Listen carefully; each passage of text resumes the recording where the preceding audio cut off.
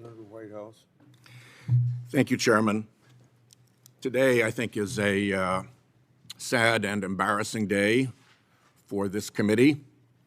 As it looks like on a party line vote, we are going to advance out of this committee probably the most discreditable person ever to seek the office of Attorney General of the United States.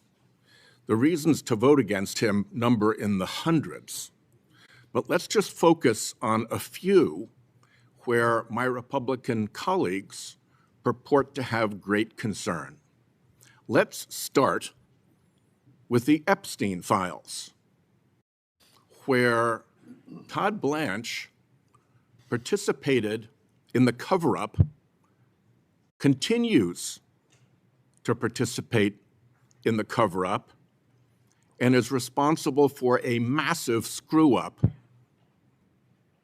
of the release of the documents. Cover-up and screw-up on the Epstein files. What do I mean by cover-up? Well, first, they looked at 4 FBI 302s that were the testimony of a woman who told the FBI in a formal statement that she had been sexually assaulted and physically assaulted by Donald Trump around 13 or 14 years of age. Of those 4 302s, they released 1, the one that did not mention Donald Trump. Well, fortunately for transparency, these documents had been released in other areas and bait stamped. So people figured out that some were missing. And with that, the other 302s that mentioned Donald Trump had to be produced.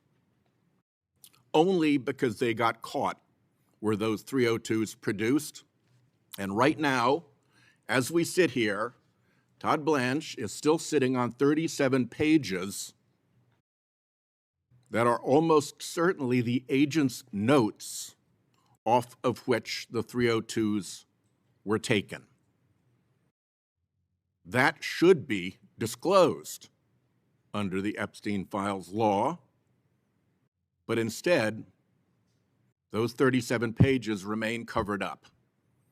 Where else did the cover-up go? Well, the Department of Justice received suspicious activity reports from the Treasury Department about Epstein's accounts, many of them related to Russia. You'd think that an investigative body like the Department of Justice could look at a document called Suspicious Activity Report and deduce that there might be suspicious activity. But did they even have a look? Billions of dollars in Epstein fund transfers, and the Todd Blanche Department never even had a look.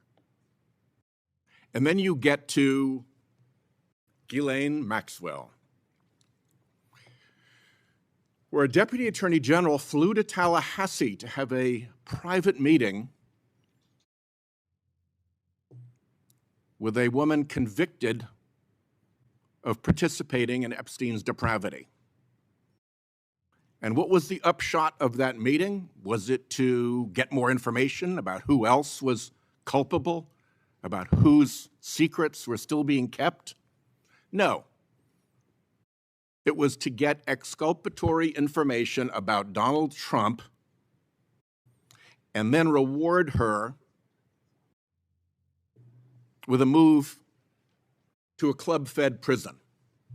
Now, the nominal excuse for that is, oh, she was in danger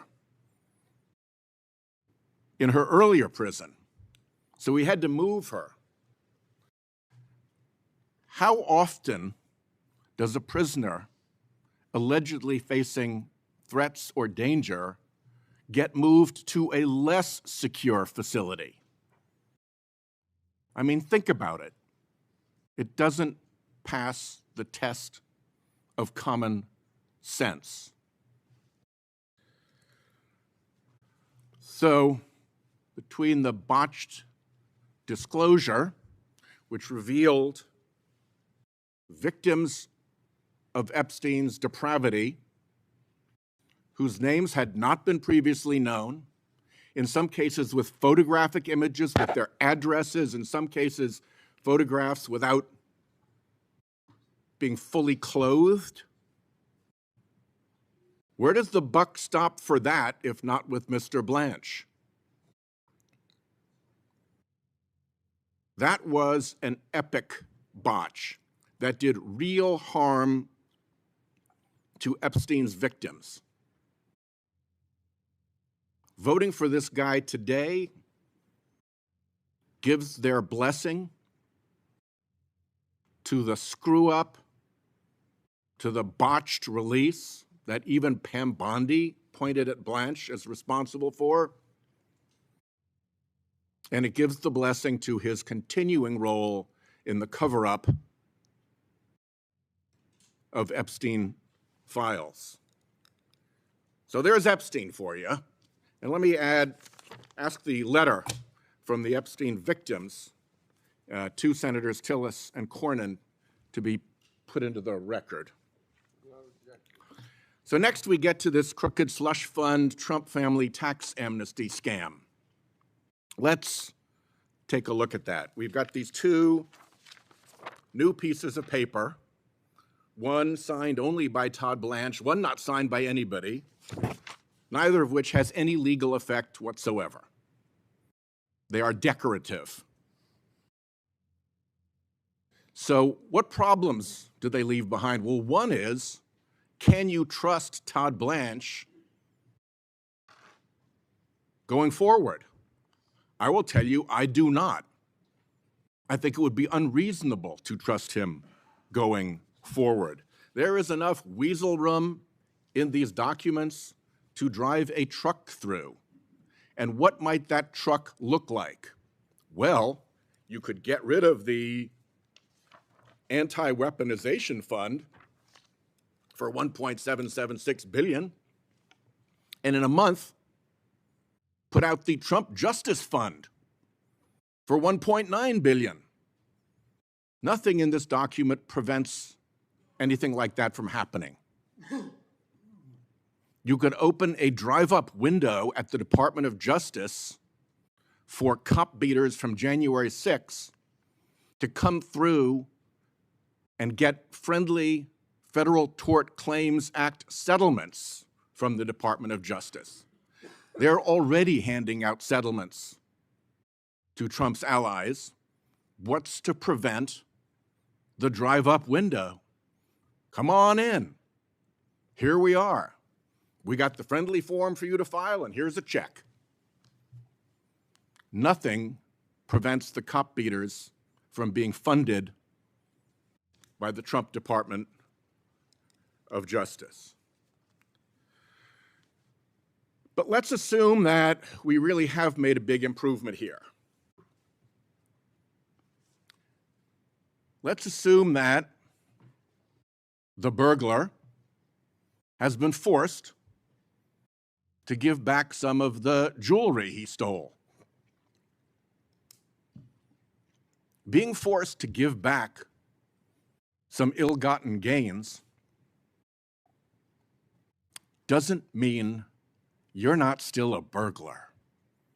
There's a question of the man's character, that he was willing to get into these schemes in the first place, into what George Will called the sludge of self-dealing of this administration. Even if there isn't Slush Fund 2.0, and even if there isn't the drive-up window for cop beaters,